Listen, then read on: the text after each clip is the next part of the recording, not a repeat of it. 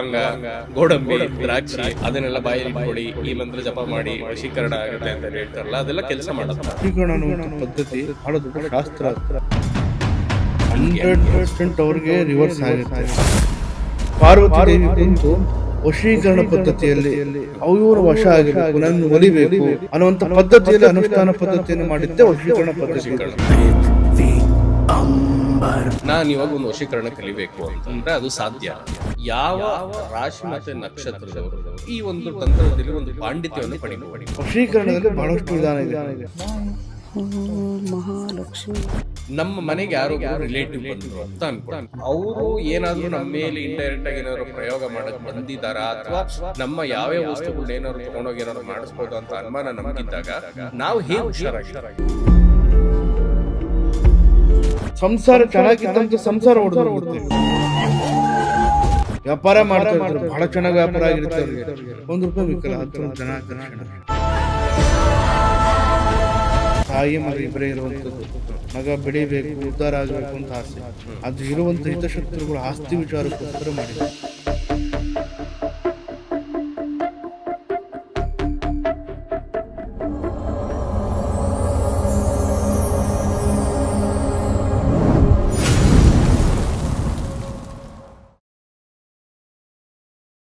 ವಾಹಿನಿ ಟಿವಿಯ ಎಲ್ಲ ವೀಕ್ಷಕರಿಗೂ ಸ್ವಾಗತ ಸುಸ್ವಾಗತ.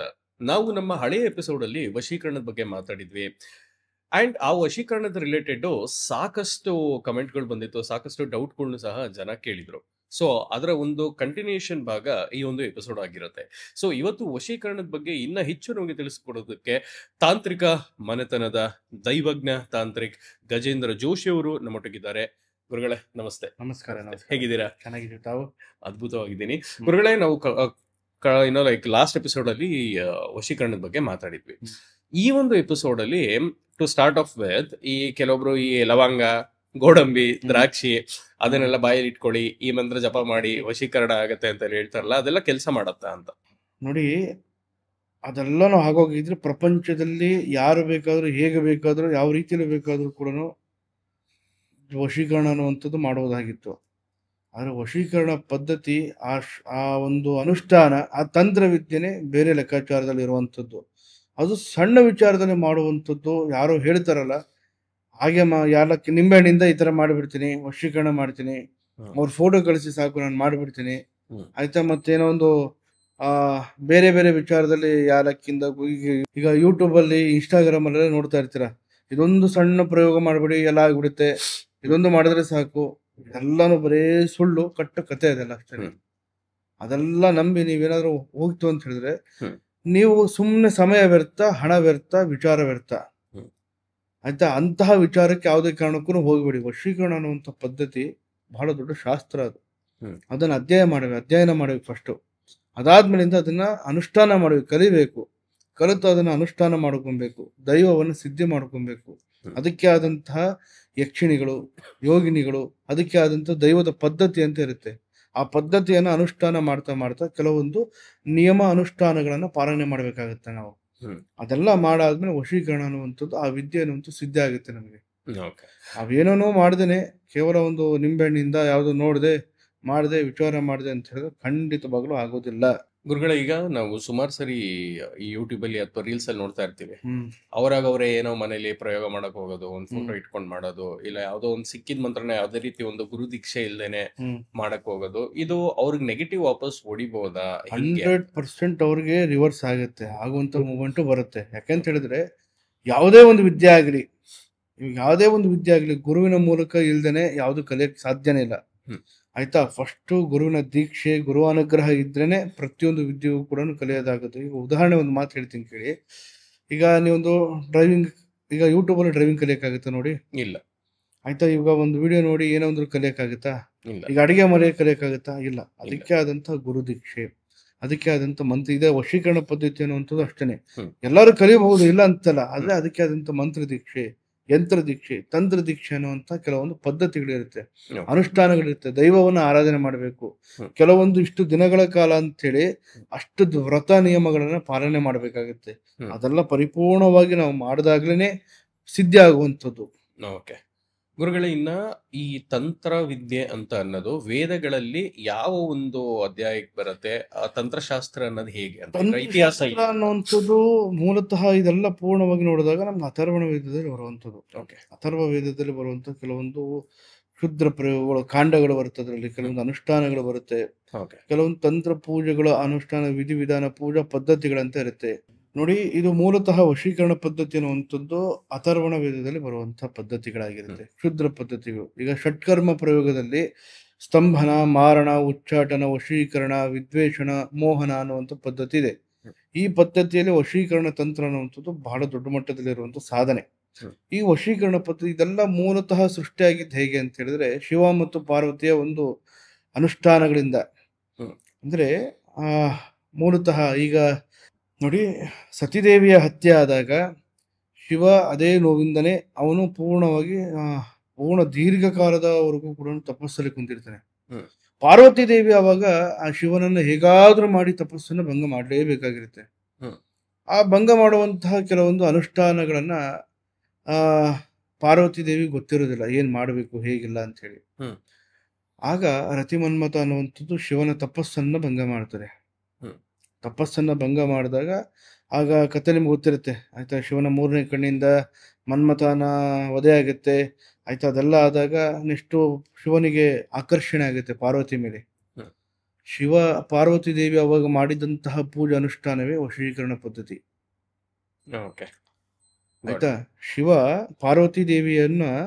ಪಾರ್ವತಿ ದೇವಿ ಶಿವನನ್ನ ಒಲಿಸ್ಕೊಳ್ಳೋದಕ್ಕೆ, ಶಿವನನ್ನ ಆಕರ್ಷಣೆ ಮಾಡ್ಕೊಳ್ಳೋದಕ್ಕೆ. ಯಾಕಂದ್ರೆ ಸತಿದೇವಿಯ ಅಂಶನೇ ಪಾರ್ವತಿ ದೇವಿ, ಇನ್ನೊಂದು ಅವತಾರ, ಆಯ್ತಾ. ಪಾರ್ವತಿ ದೇವಿ ಕುಂತು ಶಿವನನ್ನ ಪೂರ್ಣವಾಗಿ ವಶ ಮಾಡ್ಕೊಳ್ಳುವಂತಹ ಪದ್ಧತಿಯನ್ನ ವಶೀಕರಣ ಪದ್ಧತಿ ಅನ್ನುವಂಥದ್ದು ಸೃಷ್ಟಿಯಾಗಿದ್ದೆ ಆಗ್ಲಿಂದಾನೆ. ಅದನ್ನ ಕೆಲವೊಂದು ನಿಯಮ ಅನುಷ್ಠಾನ ಅದಕ್ಕೆ ಹೇಳುವಂಥದ್ದು ಇದೊಂದು ದೊಡ್ಡ ವಿದ್ಯೆ. ಈ ವಿದ್ಯೆಯನ್ನ ಬಹಳ ಕಟ್ಟುನಿಟ್ಟಾಗಿ ಬಹಳ ಸೂಕ್ಷ್ಮವಾಗಿ ಅನುಷ್ಠಾನ ಮಾಡ್ಬೇಕಾಗುತ್ತೆ. ಗುರುಗಳೇ, ಈಗ ಪಾರ್ವತಿ ಶಿವನ್ನ ಒಲಿಸ್ಕೊಂಡಿದ್ದು ಅಂತ ಹೇಳಿದ್ರಿ. ಸೊ ಇದ್ರ ಬಗ್ಗೆ ಇನ್ನೊಂದು ಚೂರ್ ಬ್ರೀಫ್ ಆಗಿ ಏನಾದ್ರು ಹೇಳಿ. ಫಸ್ಟ್ ಆಫ್ ಆಲ್ ಶಿವನಿಗೆ ಸತಿದೇವಿ ಬಗ್ಗೆನೆ ಬಹಳಷ್ಟು ಗಮನ ಇದ್ದಿದ್ದು. ಸತಿದೇವಿ ಬಗ್ಗೆನೆ ಬಹಳಷ್ಟು ಇಂಟ್ರೆಸ್ಟ್. ಅಂದ್ರೆ ಇಂಟ್ರೆಸ್ಟ್ ಅಂತ ಹೇಳಿದ್ರೆ ಆ ವ್ಯಾಮೋಹ, ಪ್ರೀತಿ, ವಿಶ್ವಾಸ ಇದ್ದು ಅದೇ ಗಮನದಲ್ಲೇ. ಪಾರ್ವತಿ ದೇವಿಯ ವಿಚಾರ ವ್ಯವಸ್ಥೆ ಅನ್ನುವಂಥದ್ದು ಗೊತ್ತಿರಲಿಲ್ಲ ಆಗ ಶಿವನಿಗೆ, ಯಾಕೆಂದ್ರೆ ತಪಸ್ಸಲ್ಲಿ ಕುಂತಿದ್ದ.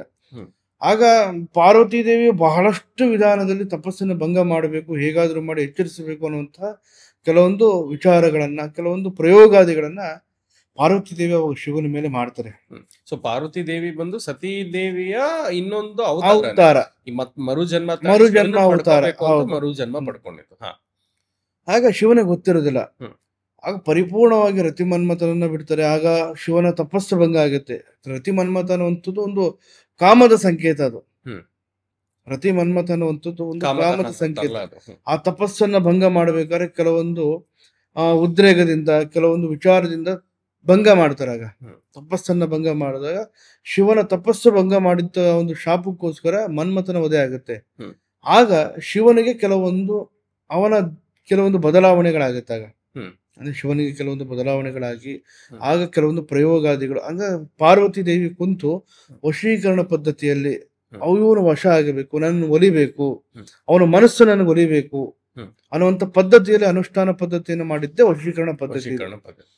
ಆಗ ಶಿವನಿಗೆ ಸಂಪೂರ್ಣವಾಗಿ ಪಾರ್ವತಿಯ ಮೇಲೆ ಗೌರವ, ಪ್ರೀತಿ ಮತ್ತು ಒಂದು ಮಮಕಾರ ಅವಾಗ ಗೊತ್ತಾಗಿದ್ದು ಆ ಸತಿದೇವಿಯ ಒಂದು ಅವತಾರ ಅಂಶ, ನನ್ನ ಸತಿಯಾಗಿ ಸ್ವೀಕರಿಸಬೇಕು ಅಂತೇಳಿ ಆಗ ಸೃಷ್ಟಿಯಾಗಿದ್ದಂತಹ ಒಂದು ಆ ತಂತ್ರ ಪ್ರಯೋಗನೆ ವಶೀಕರಣ ತಂತ್ರ.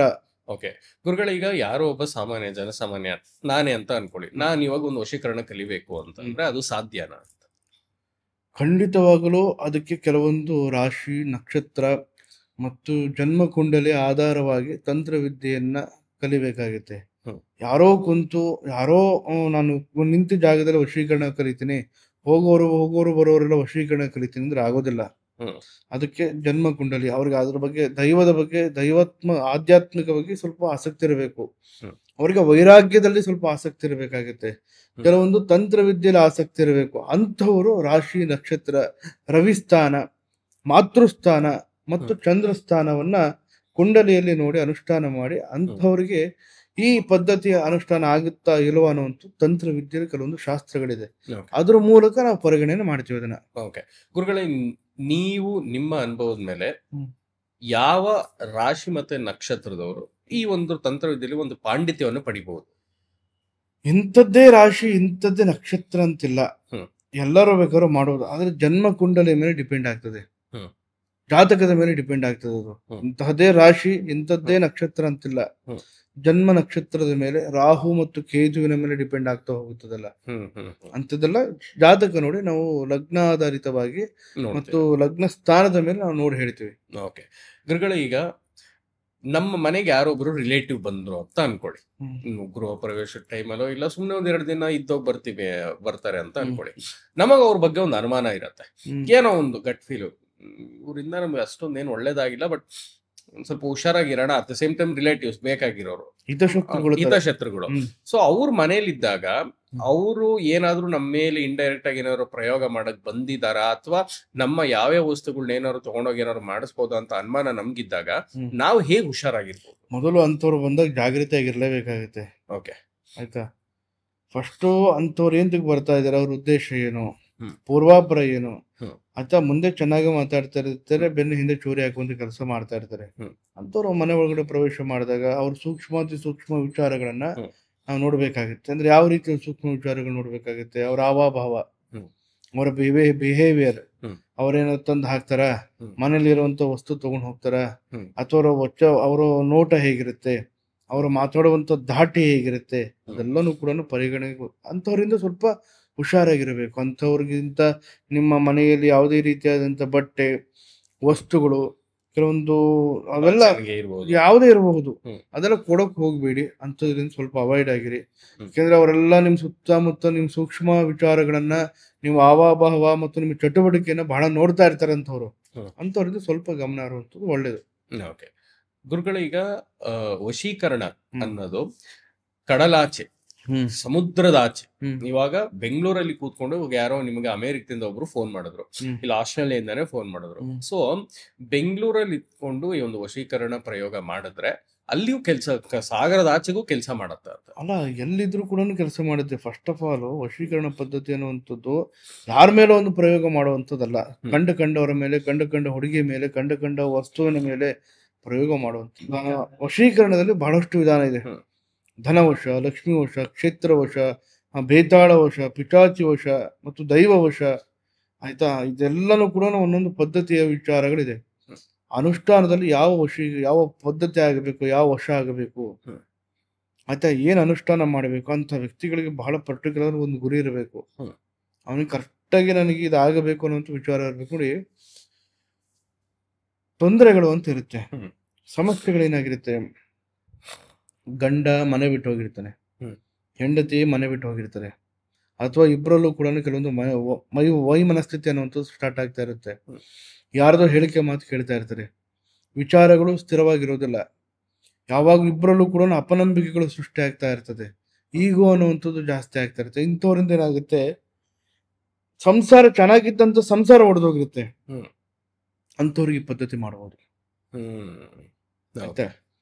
ಈಗ ಮದುವೆ ಆಗಬೇಕು ಅಂತ ಇರ್ತಾರೆ, ಪಾಪ ತಂದೆ ತಾಯಿ ಒಪ್ಪಲ್ಲ, ಮನೇಲಿ ತಂದೆ ತಾಯಿ ಒಪ್ಪಲ್ಲ. ಆಯ್ತಾ? ಅದರಿಂದ ಪಾಪ ಪ್ರೇಮಿಗಳು ದೂರ ಆಗಿರ್ತಾರೆ. ಆದ್ರೂ ಕೂಡ ದೂರ ಆಗಿದ್ರು ಕೂಡ ಮರೆಯಕ್ಕಾಗಲ್ಲ ಒಬ್ಬೊಬ್ರು. ಅಂಥವ್ರಿಗೆ ಮಾಡ್ಬೋದು. ಇನ್ ಯಾವ್ದೋ ಒಂದು ಸೈಟ್ ಈಗ ಶತ್ರುಗಳು ಇರ್ತಾರೆ, ಶತ್ರುಗಳು ಅಂತ ಹೇಳಿದ್ರೆ ಶತ್ರು ಅಲ್ಲವ, ಅಣ್ಣ ತಮ್ಮಂದಿರ ಆಗಿರ್ತಾರೆ, ಬಂಧುಗಳವರು. ಮುಂಚೆ ಎಲ್ಲ ಚೆನ್ನಾಗಿರ್ತಾರೆ, ಯಾರೋ ಮೂರನೇ ವ್ಯಕ್ತಿಗಳ ಏನೋ ಒಂದು ಕುತಂತ್ರ ಬುದ್ಧಿಯಿಂದ ಅವ್ರು ದೂರ ಆಗಿರ್ತಾರೆ. ಅಂಥವ್ರಿಗೂ ವಶೀಕರಣ ಮಾಡ್ಬೋದು.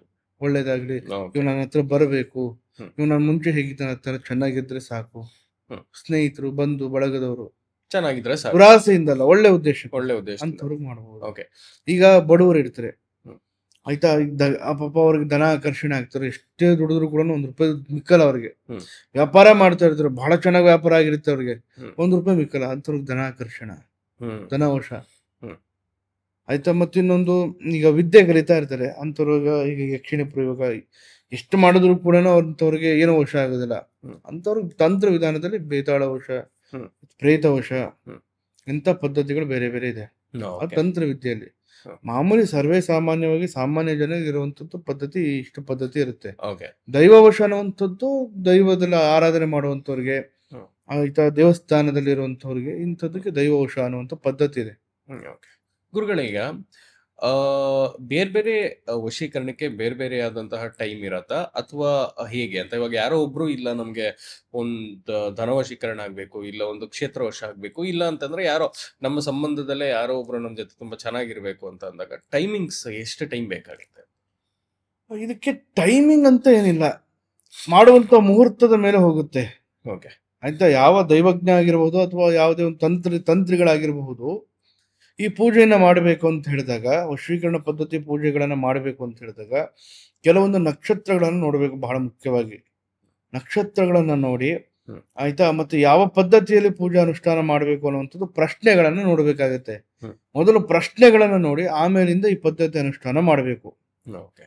ಇದಕ್ಕೆ ಕೆಲವೊಂದು ಇಷ್ಟೇ ದಿನ ಅಂತ ಪೂಜೆ ಮಾಡುವಂತ ಇಷ್ಟು ದಿನ ಅಂತ ಪರ್ಟಿಕ್ಯುಲರ್ ದಿನ ಇರುತ್ತೆ. ಹ್ಮ್. ಅದಾದ್ಮೇಲಿಂದ ಇಷ್ಟು ಅನುಷ್ಠಾನ ಅಂತ ಇರುತ್ತೆ. ಆಮೇಲಿಂದ ಮೋಕ್ಷ, ಹ್ಮ್.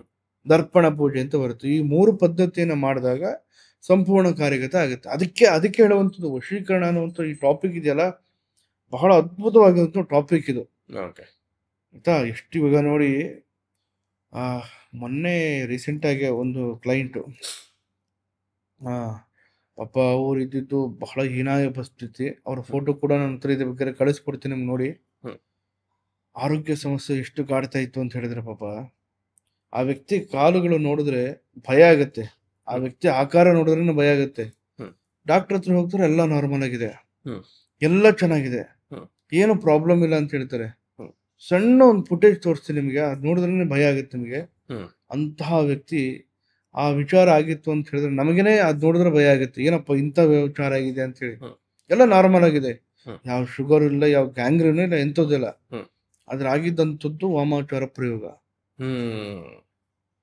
ವಾಮಾಚಾರ ಪ್ರಯೋಗನ ಉಚ್ಚಾಟನೆ ಎಷ್ಟು ಮಾಡ್ಬೇಕು. ಕ್ಷುದ್ರವಾಗಿ ಮಾಡಿದ್ರು ಅಂತ ಹೇಳಿದ್ರೆ, ಪಾಪ ಇನ್ನು ಮದುವೆ ಆಗದೆ ಇರುವಂತ ಯುವಕ, ಹ್ಮ್. ಹ್ಮ್. ಹ್ಮ್. ಒಂದೇ ತಾಯಿ, ಹ್ಮ್. ಮನೆಯಲ್ಲಿ ತಂದೆ ಇಲ್ಲ, ಹ್ಮ್. ಅವರಿಬ್ಬರೇ, ತಾಯಿ ಮಗ ಇಬ್ಬರೇ ಇರುವಂತದ್ದು. ಹ್ಮ್. ಮಗ ಬೆಳಿಬೇಕು, ಉದ್ಧಾರ ಆಗ್ಬೇಕು ಅಂತ ಆಸೆ. ಹ್ಮ್. ಅದು ಇರುವಂತ ಹಿತಶತ್ರುಗಳು ಆಸ್ತಿ ವಿಚಾರಕ್ಕೋಸ್ಕರ ಮಾಡಿದ್ದಾರೆ. ಹ್ಮ್. ಇಂತಿಂತಹ ಪ್ರಯೋಗಾದಿಗಳು ನಡೆಯುತ್ತೆ, ಹ್ಮ್. ಕ್ಷುದ್ರ ಪ್ರಯೋಗಗಳು ನಡೆಯುತ್ತೆ. ಅದಕ್ಕೇನೆ ಇದರಿಂದ ಬಹಳ ಕೇರ್ ಆಗಿರಬೇಕು. ಕ್ಷುದ್ರ ನೋಡಿ, ಒಂದು ಚೆನ್ನಾಗಿರುವಂತ ಒಂದು ಹಾಲು, ಬೆಳ್ಳಗಿರುವಂತ ಹಾಲಲ್ಲಿ, ಆಯ್ತಾ, ಕೆಟ್ಟದ್ದು ಮಾಡಬೇಕು ಅಂದ್ರೆ ಒಂದು ಹನಿ ನಿಂಬೆ ಹಣ್ಣು ಸಾಕು, ಒಡೆದೋಗುತ್ತೆ ಹಾಲು. ಹ್ಮ್. ಅದೇ ಒಡೆದೋಗಿರೋ ಹಾಲನ್ನ ಮತ್ತೆ ಹಾಲಾಗಿ ಪರಿವರ್ತನೆ ಮಾಡಕ್ಕಾಗತ್ತಾ? ಹ್ಮ್. ಸಾಧ್ಯ ಆಗಲ್ಲ. ಸಾಧ್ಯ ಆಗಲ್ಲ. ಅದಕ್ಕೆ ಹೇಳುವಂಥದ್ದು, ಕೆಟ್ಟದ್ದು ಮಾಡೋದು ಸುಲಭ, ಹ್ಮ್. ಒಳ್ಳೇದು ಮಾಡುವಂಥದ್ದು ಬಹಳ ಕಠಿಣ. ಬಹಳ ಕಠಿಣ. ಓಕೆ. ಆಯ್ತಾ, ಏನಾಗ್ಲಿ ಧರ್ಮದ ಮಾರ್ಗದಲ್ಲಿ ಹೋಗ್ರಿ ಅಷ್ಟೇನೆ. ಗುರುಗಳೇ, ಇನ್ನ ಕೊನೆಯ 2 ಪ್ರಶ್ನೆಗಳು. ಈಗ ಯಾರೋ ಒಬ್ರು, ಸುಮಾರು ಜನ ನಾವು ನೋಡಿರ್ತೀವಿ ಆನ್ಲೈನ್ ಅಲ್ಲಿ, 1 ಗಂಟೆಲಿ ಪರಿಹಾರ, 2 ಗಂಟೆಲಿ ಪರಿಹಾರ, 1 ದಿನದಲ್ಲಿ ಪರಿಹಾರ ಅಂತ. ಆದಷ್ಟು ಬೇಗ ಆಗತ್ತಾ ಅಂತ? ಖಂಡಿತ ಆಗಲ್ಲ. ಓಕೆ. ಏನ್ ಆ ಥರ ಪರಿಹಾರ ಆಗಿದ್ರೆ ಪ್ರಪಂಚದಲ್ಲಿ ಎಂತೆಂಥ ಸಮಸ್ಯೆಗಳು ಪರಿಹಾರ ಮಾಡೋದಾಯ್ತು? ಓಕೆ. ಎಲ್ಲ ಆಗೋದಿಲ್ಲ. ನೋಡಿ, ಫಸ್ಟ್ ಅನುಷ್ಠಾನ, ಪೂಜಾ ಪದ್ಧತಿಗಳು ನೀಟಾಗಿ ಆಗಬೇಕು, ಹ್ಮ್. ನೀಟ್ ಅಂಡ್ ಕ್ಲಿಯರ್ ಕಟ್ಟಾಗಿ ಆಗ್ಬೇಕು ಪೂಜೆಗಳು. ಹ್ಮ್. ಪೂಜೆಗಳು ನೀಟಾಗಿ ಆದ್ಮೇಲೆ ಹ್ಮ್. ಪೂಜೆಯಲ್ಲೇ ಗೊತ್ತಾಗುತ್ತೆ ಇಷ್ಟು ಮಂಡಲ, ಹ್ಮ್. ಈ ಅಮಾವಾಸ್ಯೆ ಅಥವಾ ಹುಣ್ಣಿಮೆ, ಹ್ಮ್. ಈ ರೀತಿಯಾದಂಥ ಪರಿಹಾರಗಳ ಪದ್ಧತಿಗಳು ಅಂತ ಬರುತ್ತೆ. ಹ್ಮ್. 1 ಗಂಟೆ, 2 ಗಂಟೆ, 24 ಗಂಟೆ, ಹ್ಮ್. ಕ್ಷಣ ಮಾತ್ರದಲ್ಲೇ ಹ್ಮ್. ಎಲ್ಲಾನು ಆಗಲ್ಲ ರೀ. ಅವೆಲ್ಲ ಆಗಲ್ಲ. ಓಕೆ.